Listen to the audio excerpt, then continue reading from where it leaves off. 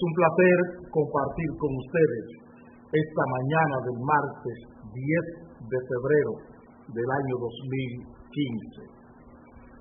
Ustedes deben haber estado muy, pero muy contestes de la decisión que ayer tomara el Banco Central de la República Dominicana. El Banco Central tomó la decisión en una sesión de la Junta Monetaria de inyectar entre 150 y 200 millones de dólares para evitar el desbalance que lleva en su vida la tasa de cambio. Nos extraña que el Banco Central haya tomado esa decisión, porque aquí advertimos que eso sucedería. Aquí dijimos que la tasa de cambio se hacía incontrolable. Aquí dijimos y hemos dicho lo que está ocurriendo, pero sería mejor hacer historia. Sería mejor hacer historia para que se pueda entender lo que estamos viviendo hace más de 15 años con el manejo de la economía dominicana. Cómo las mentiras puestas en los medios de comunicación son las que mandan, son las que trazan la pauta de la política económica, la política monetaria, la política fiscal del país. Lo que estamos viviendo es la realidad que ya no se puede esconder. Yo quise aprovechar el regalo de este libro de ayer, comencé a leerlo inmediatamente. Los banqueros de todos los presidentes. Este regalo, sin valor, sin precio digo, sino con mucho valor, me permite hoy reforzar el enfoque que le haré. Este es el periódico hoy del 14 de mayo del año 2003.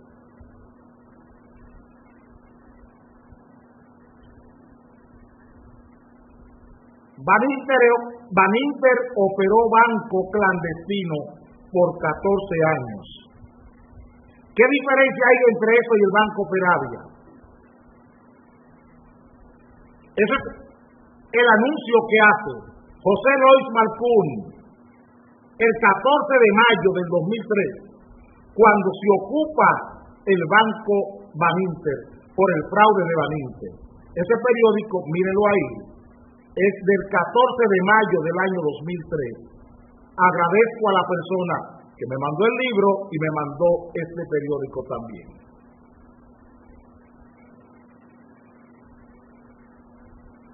Esto es un banco que el mismo gobernador del Banco Central que está hoy era asesor. Este es un banco que, siendo el gobernador que está hoy en la gobernación del Banco Central, se evitó que este banco pagara 50 millones de dólares para ¿qué cosa? En los años después del año 96, para evitar que el señor Ramón Báez Figueroa absolviera el Banco Baninter al Banco del Comercio. Debía pagar 50 millones de dólares, que se le exoneró con esa Junta Monetaria, esa gobernación del Banco Central y el gobierno de Leonel Fernández. El fraude de este banco, el 14 de mayo, era de 55,000 millones de pesos. Ese era el fraude del Banco Baninter. el fraude del Banco Bancrédito y el fraude del Banco Mercantil llegaron a 2.000 millones de dólares, 95.000 millones de pesos dominicanos. 95.000 millones de pesos dominicanos.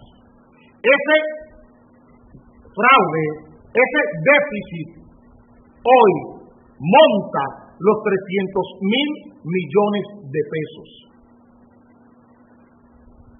Ese fraude. Por ese fraude hemos gastado, hemos tirado por las cloacas nacionales más de 300.000 millones de pesos. Por ese fraude. Por un fraude de 95.000. 11, 12 años después hemos votado, hemos contraído deuda por 300 y tantos mil millones de pesos. Yo quisiera preguntarle al Banco Central y quisiera preguntarle a Jaime Ariztía Escudero, a Andy Daguarre, a ellos dos, que si eso es superávit o es déficit. Que si esos 150 o 200 millones de dólares que estamos inyectando para contener la tasa de cambio, que si eso es déficit o es superávit. Que si eso es una ganancia para la República Dominicana. Queremos preguntarlo. Queremos preguntarlo. En este país se han tejido muchas mentiras desde el área económica, desde el área monetaria y desde el área financiera. Hemos gastado con estos 150 o 200 millones de dólares en los últimos 10 años, más de 6.000 millones de dólares para contener la tasa de cambio.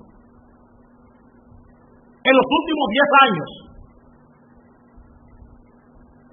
para que los banqueros de los presidentes hagan negocios, para que los usureros, como dice este libro, de los presidentes, porque se refiere a los Estados Unidos.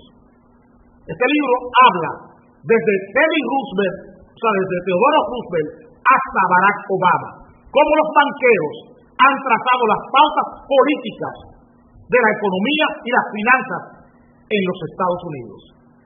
Y eso no hay ninguna diferencia con esto y República Dominicana. La diferencia es nula. Es el mismo cálculo. Es la misma reproducción. Como Bill Clinton y George Bush hijo se unen para impulsar a Goldman Sachs en republicanos y demócratas en los Estados Unidos. Se ponen de acuerdo para impulsar a Goldman Sachs.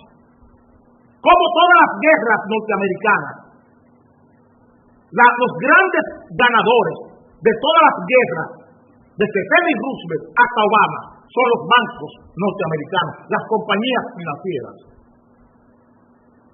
Como las grandes quiebras de los Estados Unidos, los grandes ganadores en las grandes quiebras desde la depresión de 1929 hasta hoy han sido los grandes banqueros, los banqueros amigos de los presidentes. Cuando este banco quiebra el 14 de mayo del año 2003, que lo anuncia José Lois Malcún, lo que el dueño de este banco le dice al país es que es lo que ha hecho, que el fraude que hay en el Banco Baninter, él lo gastó con los políticos.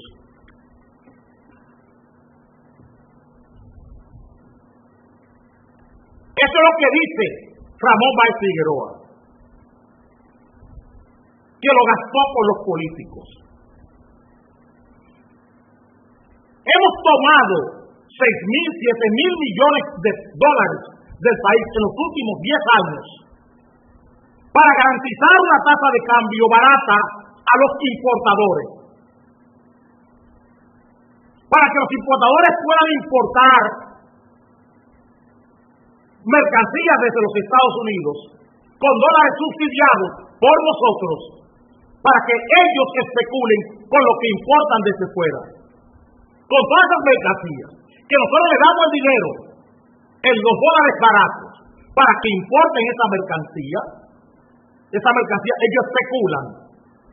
Cogen dólares al 44 y cuando colocan precio, colocan 55, 52 por uno a esa tasa de cambio. Esto lo hemos financiado desde el Estado, como dice este banco. Son los presidentes. Las mismas políticas del año 2003, Andy Navarro, Jaime Ariztía Escudero, las políticas de Hipólito Mejía en el año 2003 son las mismas políticas de Héctor Valdés Albizu en el 2015.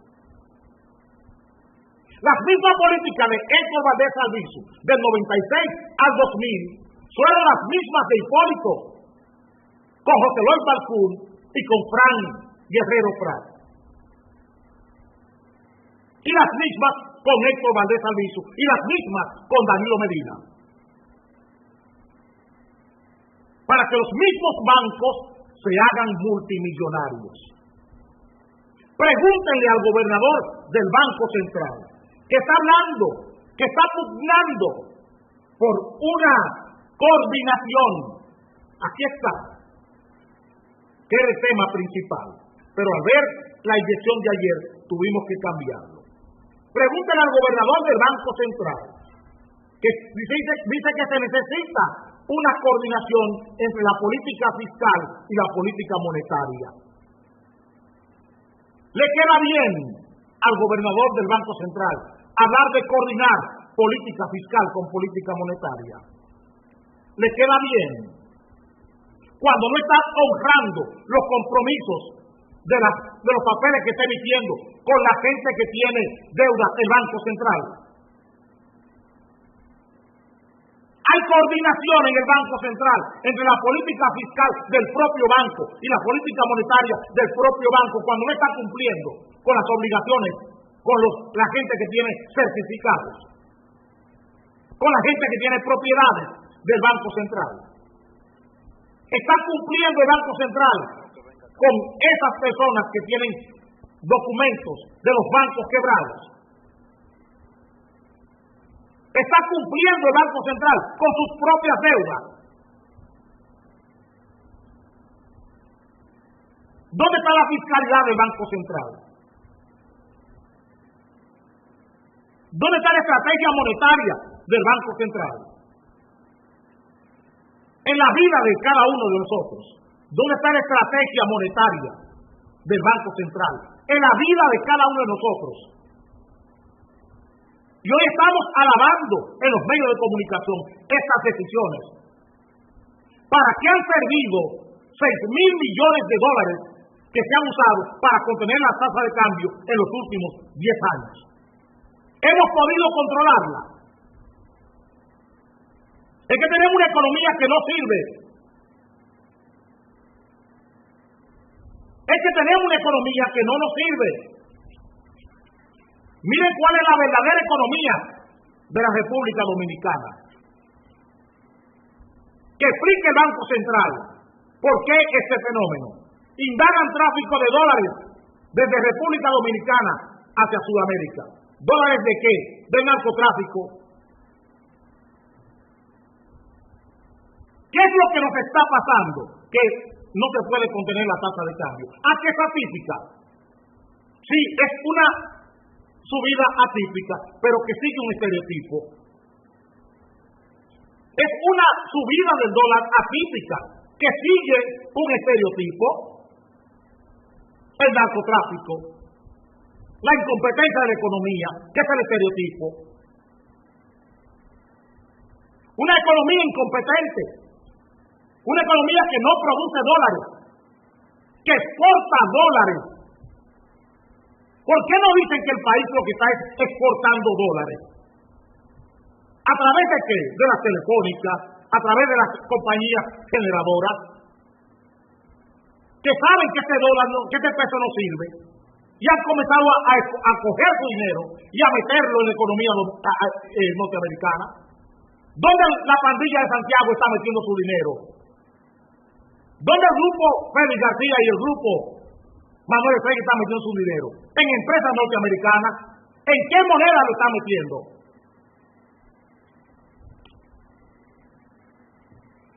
¿En qué moneda están invirtiendo los empresarios dominicanos?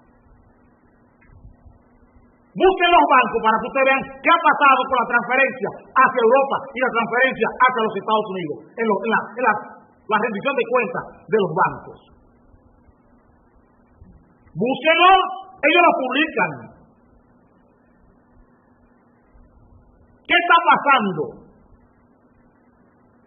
Que la gente se está dando cuenta de que este relajo monetario y que este relajo fiscal no nos conduce a nada bueno. Aquí no se cogieron 2.500 millones de dólares para comprar la deuda de Petrocaribe. Y a todo el mundo se le dijo, inclusive esos economistas que he mencionado, que eso mejora la reputación crediticia del país. Hoy Moody, en el periódico Diario Libre, está diciendo que eso no tiene más que valor, una sumatoria cero, que eso no significa nada en mejoría crediticia del país. Eso no fue lo que se le dijo al país la semana antepasada. Y hoy estamos inyectando 150 millones de dólares. ¿Eso es déficit o es superávit?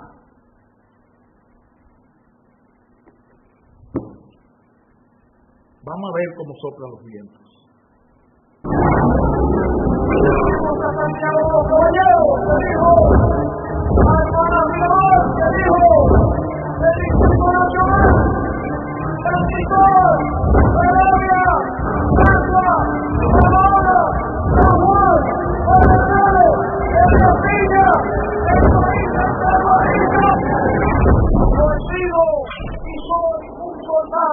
Del Partido de Liberación Dominicana.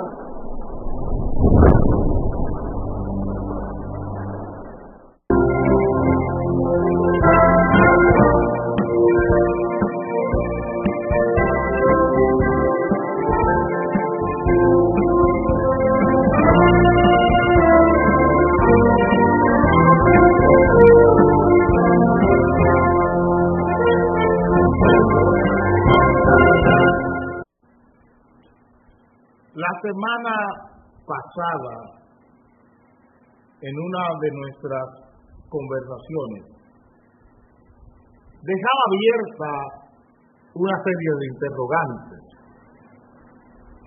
Algunos amigos me llamaron y me dijeron que me estaba exponiendo mucho, que estaba exponiendo la credibilidad y la credulidad de las opiniones del programa. Espero que ellos, con este titular, que salió muy discreto en el periódico Hoy de ayer, hayan encontrado respuesta a las apreciaciones que hicimos en este programa.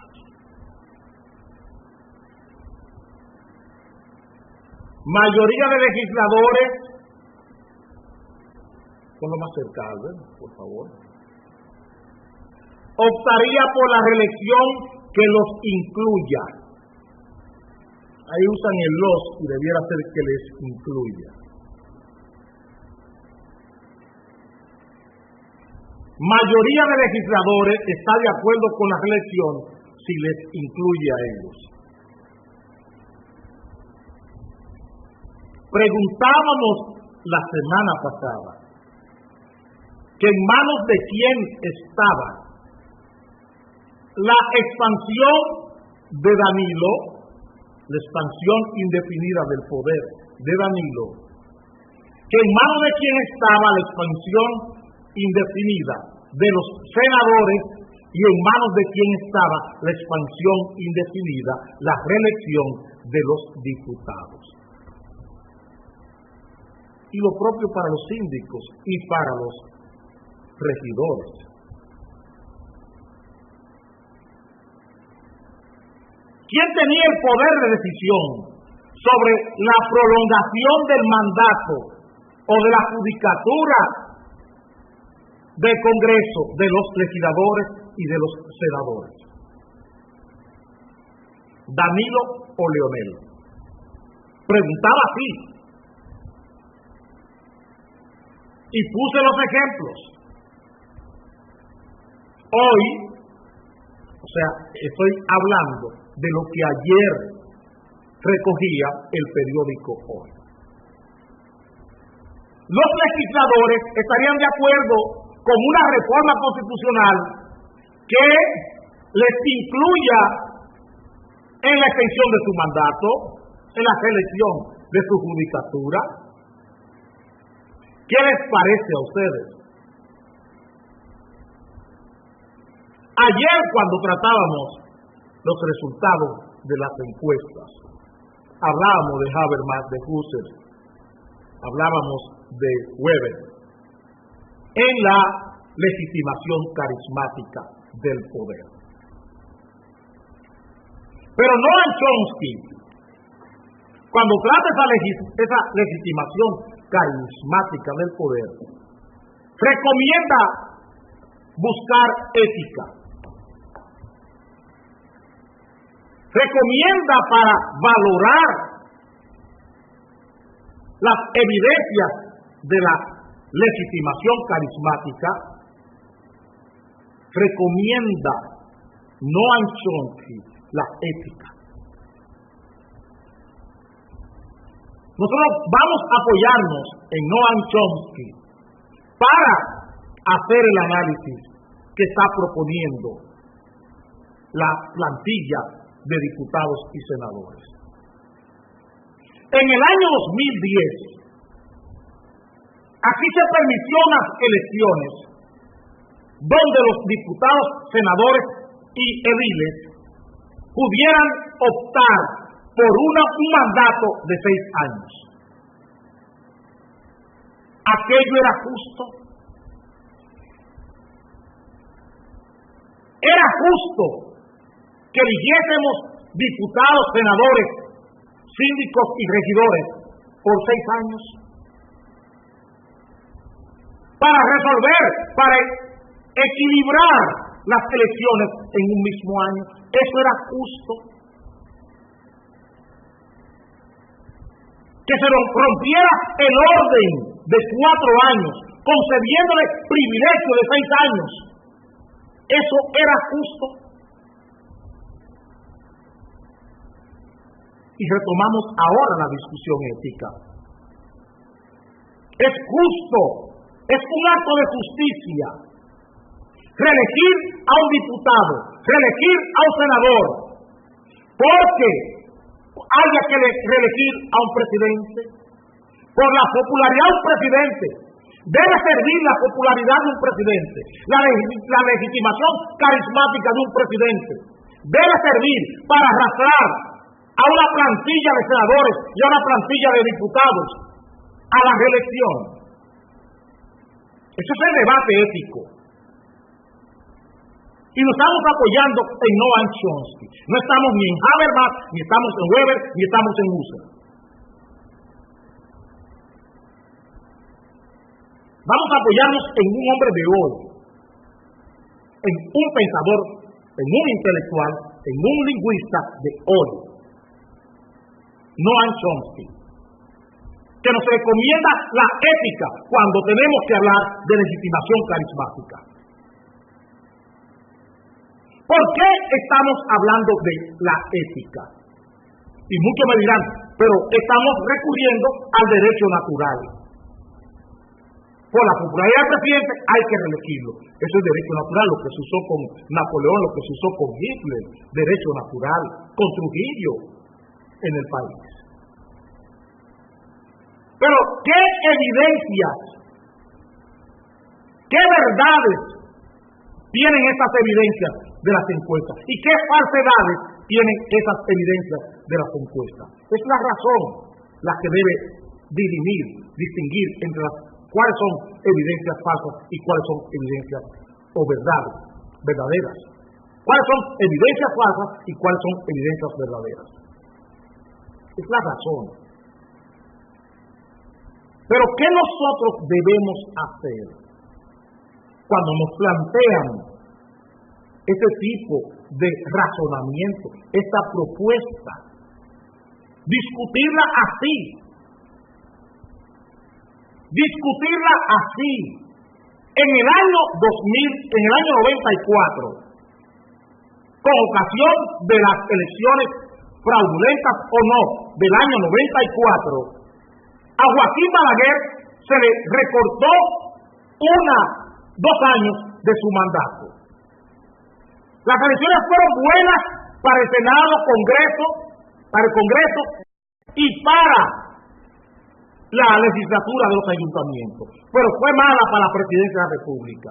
Y la reforma constitucional redujo 2 años a Balaguer e introdujo la reforma constitucional contra las elecciones. Un año, un periodo y para su casa. Eso pasó en el 94. ¿Qué usamos en ese momento? ¿Evidencias verdaderas o evidencias falsas? ¿Qué estamos usando hoy? 94, 2010. Estoy hablando de procedimientos políticos basados en ¿qué? En el derecho natural.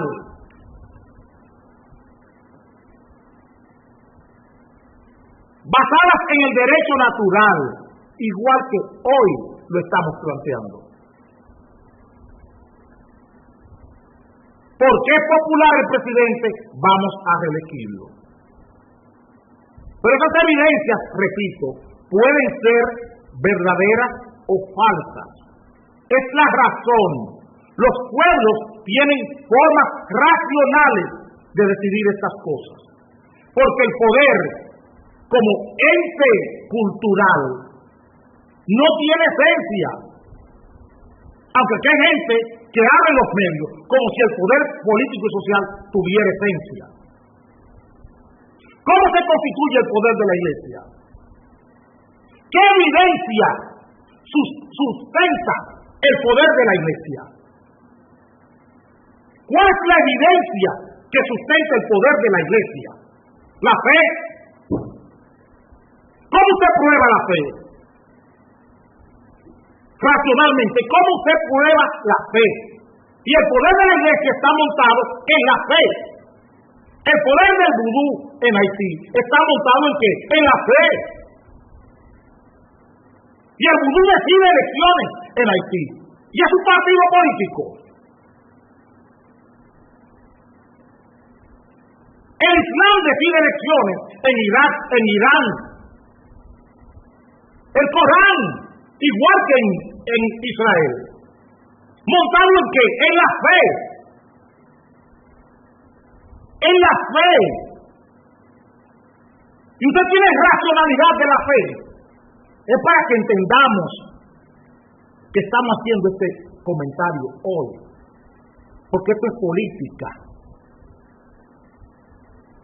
Aquí hay mucha gente queriendo disfrazar todo lo que ocurre para que el pueblo, para que el país nunca llegue a saber de estas cosas. Y el país, la nación, tiene que saber qué cosa es la política. ¿Qué cosa es la política?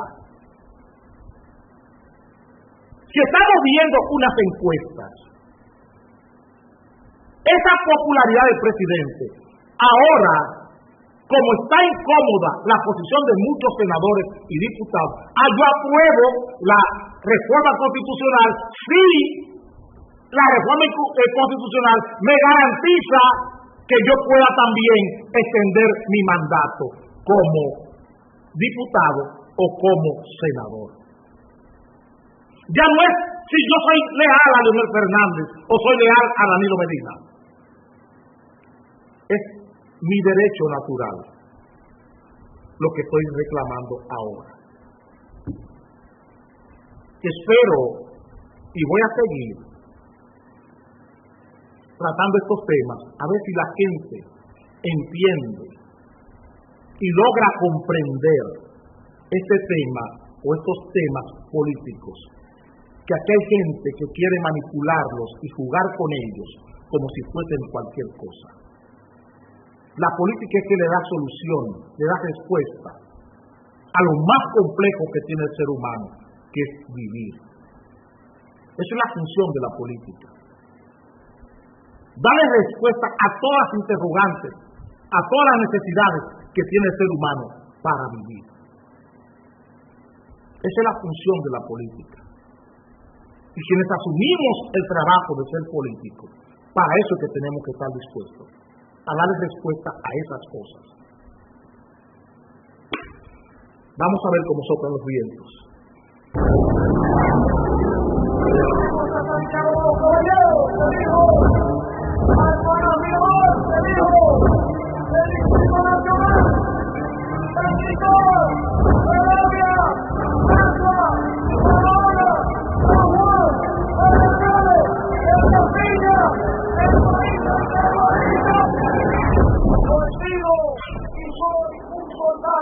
Del Partido de la Liberación Dominicana.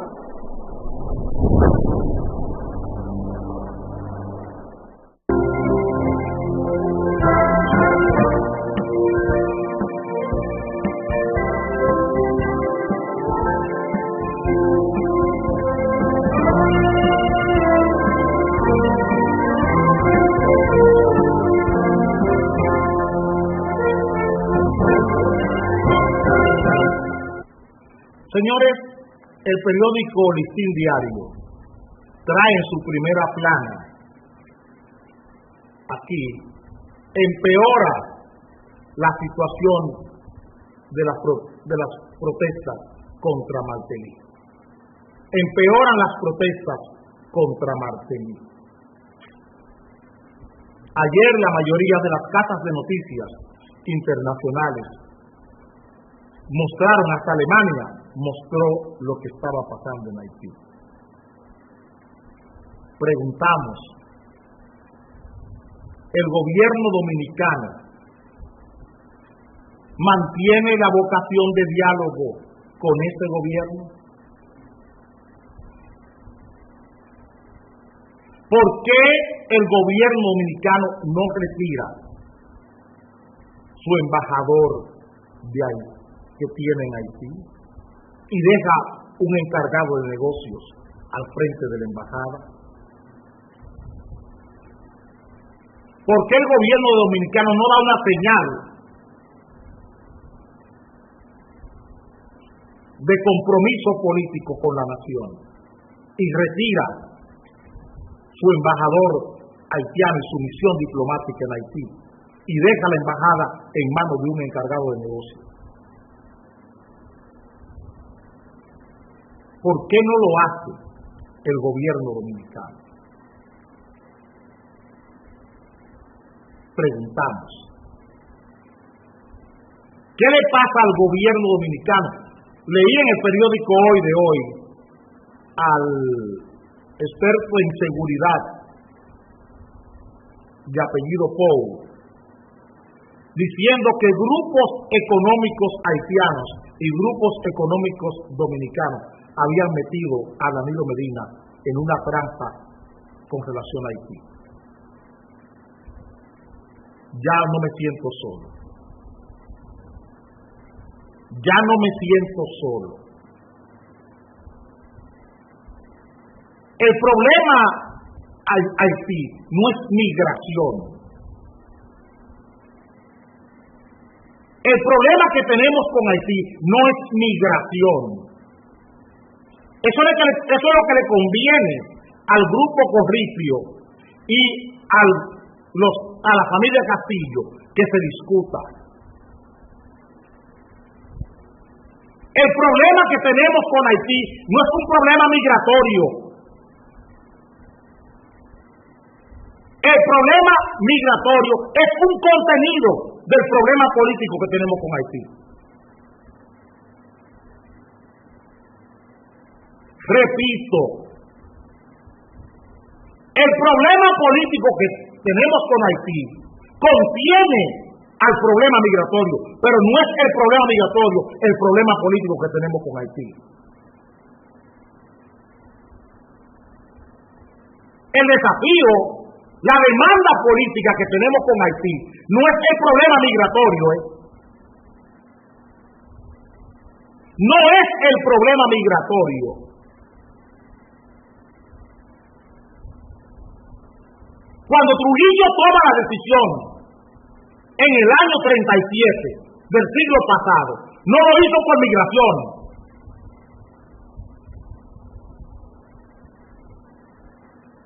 No lo hizo por migración. No lo hizo por un problema migratorio. Lo hizo por un problema de supervivencia de la nación dominicana. Lo hizo por las amenazas que se cernían sobre el Estado dominicano en el año 37.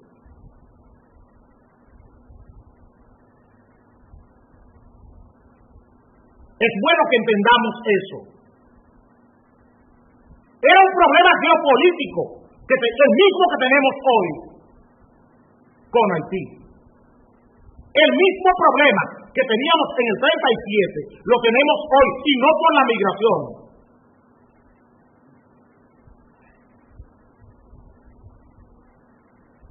El mismo problema que teníamos en el 37 lo tenemos hoy, y no por la migración. Consulten a Arturo Peña Valle.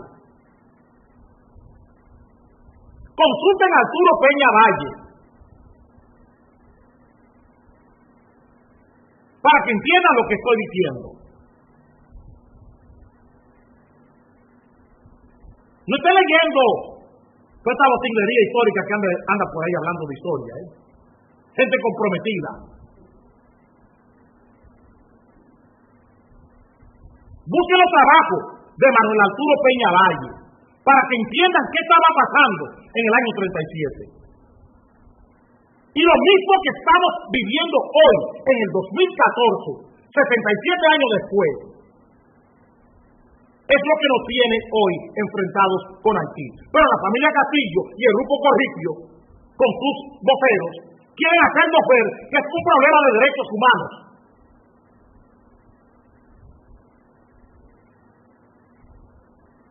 Que es un problema de derechos humanos, que es un problema de invasión, que es un problema de fusión.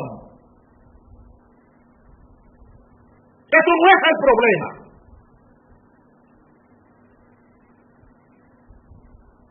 Es un problema geopolítico que tenemos que responder.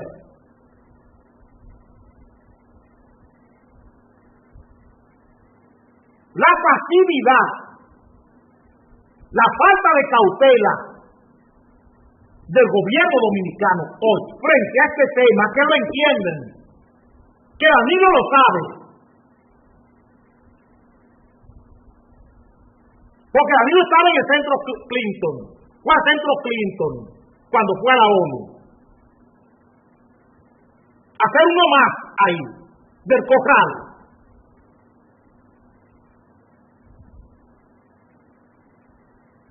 Hacer uno más del corral. Hacer uno más del corral de los Clinton, del corral de los Pichini, del corral del grupo Punta Cana Macao.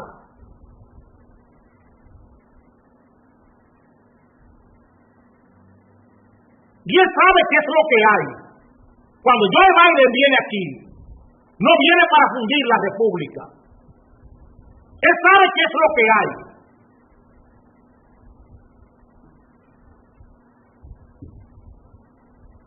Cuando Trujillo hace lo que hace en el 37, no lo hace por migración. No lo hace por la migración haitiana. El corte no es un hecho de la migración haitiana. Es un mensaje.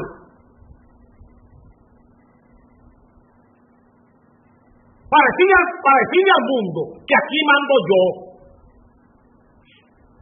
Eso es lo que hace Trujillo. Decirle al mundo, aquí mando yo.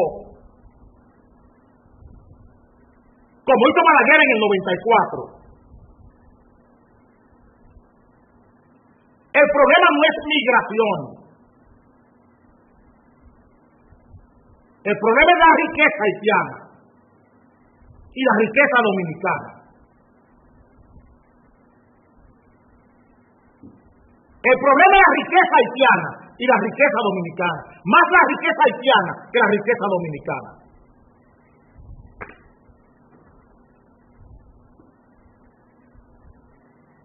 Para poder entender lo que nos está pasando. El problema aquí no es migración.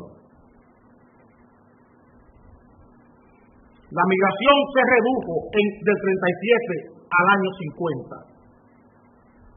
Se redujo todavía hasta el año 76. Y el problema era igual en el 66. El mismo desafío lo teníamos en el año 66. El mismo desafío lo tenemos en el año 80. Y hoy empeorado, como dice el listín diario. Empeoran las protestas contra Martelly en Haití. No, los haitianos que están en las calles saben, los políticos haitianos que están mandando su gente a la calle, saben lo que representa Martelly para su país. Y lo hemos dicho muchas veces. Saben lo que representa Martelly para su país. Y saben la alianza nefasta que ha hecho Martelly, apoyado por Danilo Medina, entre empresarios extranjeros y empresarios dominicanos. Eso es lo que tiene la gente en la calle en Haití. Por eso le pido a Danilo Medina que retire el embajador dominicano en Haití, que lo retire. Retire el embajador dominicano en Haití. Retire la embajada. Deje un ministro consejero, que usted lo tiene ahí, que es un periodista,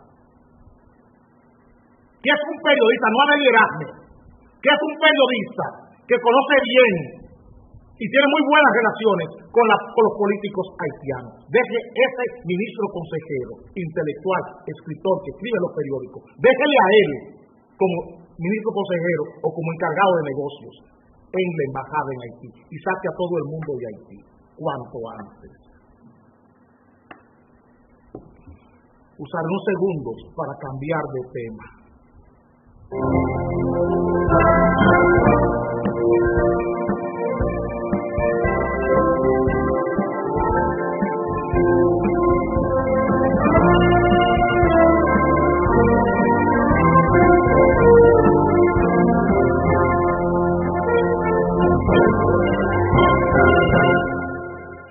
Te lo dije, con Levapen estás como un toro. Levapen te pone bien. Busca tu alegría en la farmacia. Levapen, siempre bien.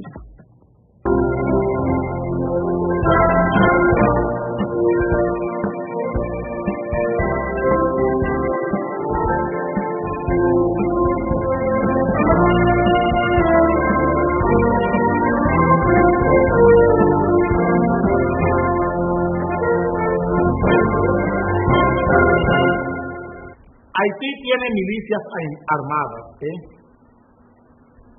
entrenada militarmente. No es el video que están pasando aquí del grupo de Salines, no. Hay gente armada, formada fuera de Haití militarmente. Se lo estamos diciendo al país. No es Joel Chamblán ni Guy Philippe que lo entregaron aquí para tumbar a Aristides. Aristides tiene la gente ahora al revés. Le estoy avisando al país, porque no hablo con el gobierno y sus organismos de seguridad, porque los organismos de seguridad forman parte de ese relajo que estamos viviendo con él. A mí sí me pueden calizar. ¿Por qué no hacen labores de inteligencia donde tienen que hacerlo? Estado prohíbe ventas de sus propiedades. Miren este relato. Estado prohíbe ventas de sus propiedades a pobres. Dice aquí el periódico hoy, antes de ayer del sábado, del domingo. proceso del Plan Nacional de Titulación revela gran descontrol del Estado sobre su patrimonio. La base del 25, la primera brigada del ejército, ese terreno, ¿a quién se lo están vendiendo?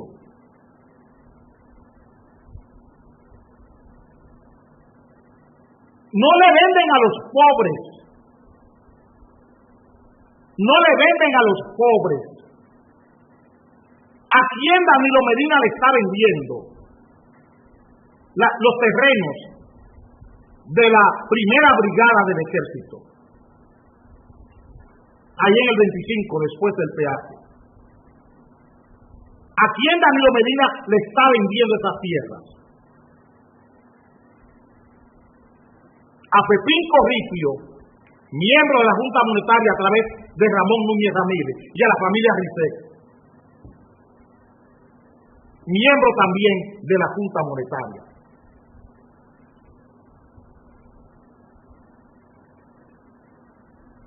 Y dice el periódico que el gobierno prohibió la venta de las propiedades del Estado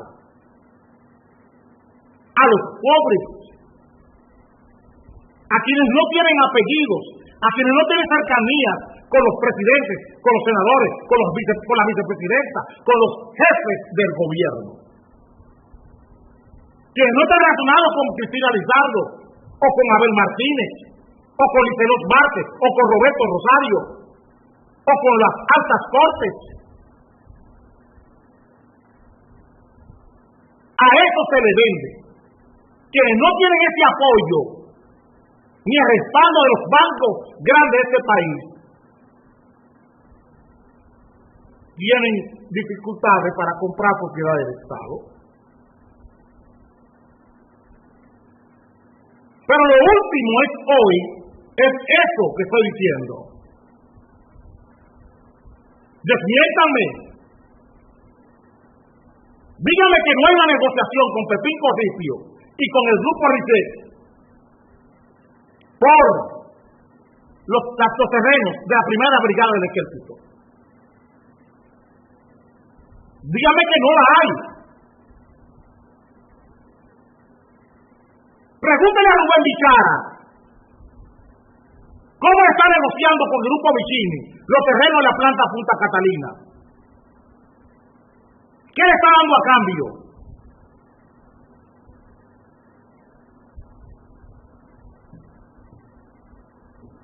Pregúntele a Rubén Bichara, al vicepresidente ejecutivo de la Corporación Dominicana de Empresas Eléctricas Estatales, ¿qué le está dando a la familia Vicini por los terrenos donde están haciendo las plantas a carbón en Punta Catalina? Pregunten que cuánto cuesta el negocio, que qué le están dando a cambio por los terrenos de las plantas a carbón. ¿Qué permuta se está haciendo? ¿Qué intercambio se está haciendo entre el grupo Vicini y la Corporación Dominicana de Empresas Eléctricas Estatales o el Estado Dominicano?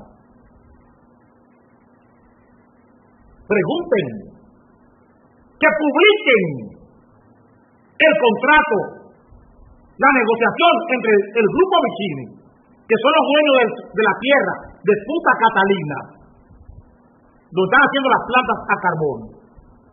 Que pregunten qué negociación se está haciendo con el grupo Vicini, qué negociación se está haciendo entre Pepín Corripio y el grupo Risset de la Junta Monetaria con la tierra de la primera brigada del ejército, ahí cerca del peaje, en la autopista Duarte.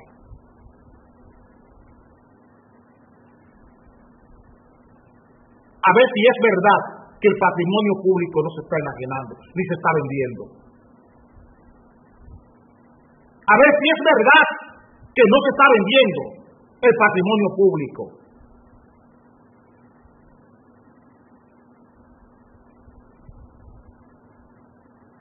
que publiquen esas negociaciones, que la publique la Junta Monetaria, que el Banco Central diga cómo están negociando los terrenos de la primera brigada del ejército, que lo haga todo lo que tiene que ver bienes nacionales, que publiquen esas negociaciones, que bienes nacionales publique quiénes son los adquirientes de los últimos negocios que se han hecho con las tierras del Estado, para que sean como miembros de la Junta Monetaria, se han apoderado de casi todos los terrenos hábiles del Estado Dominicano.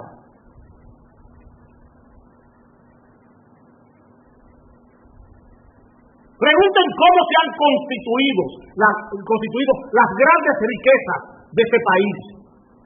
Esas grandes riquezas turísticas que hoy tenemos en la República Dominicana.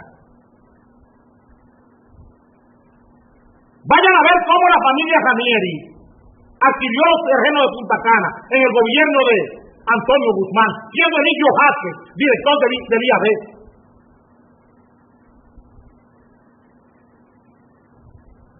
Para que entiendan de qué estamos hablando. Por eso compro las gacetas oficiales. Porque como la Junta Monetaria no publica, compro las gacetas oficiales. Y el que quiera saber cómo se ha enajenado el patrimonio público de este país en los últimos 40, 50 años, que vaya a las gacetas oficiales, desde Don Arris para acá, desde el Consejo de Estado para acá, y encontrarán por qué tumbaron a Juan Bosch esos latifundistas dominicanos. Entre ellos los héroes de Mayo. ¿Por qué tumbaron a Juan Bosch? Usan unos segundos para cambiar de robo.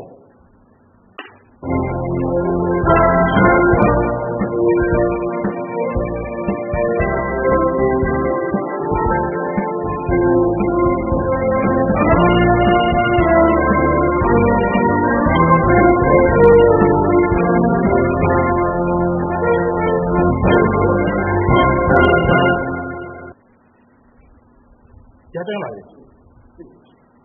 Dice Educa, la acción empresarial para la educación, que dirige la flamante empresaria Elena Villella de Paliza. Arriba. Educa dice, hay centros inaugurados con problemas. Eso dice Educa. Que hay centros educativos inaugurados con problemas, o sea que no están terminados. Nosotros decimos que hay problemas en todo lo que tiene que ver con los centros. Pero Educa no tiene moral ni tiene autoridad para criticar esto, porque ella forma parte de todo eso. Nosotros hemos dicho que en cada aula que se inaugura aquí hay un robo de 1.300.000 pesos. Eso lo hemos dicho aquí en esta mesa. Pero Educa no lo puede decir. Porque los grandes empresarios, entre los que están Elena Villella, lo que han hecho es reducir sus empresas a la categoría de microempresa, de mediana empresa, de micro, mediana y pequeña empresa, para acceder a los concursos de obras del Estado y competir ilegalmente, competir deslealmente con las pymes verdaderas en este país. Eso es lo que ha hecho CONEP, lo que ha hecho la Asociación de Empresas Industriales de Herrera, la Asociación de Empresas Industriales de la República Dominicana. Eso es lo que ha hecho. Reducirse al tamaño de microempresas para competir deslealmente con microempresas y quitarle los concursos. Nos veremos esta tarde a las 5.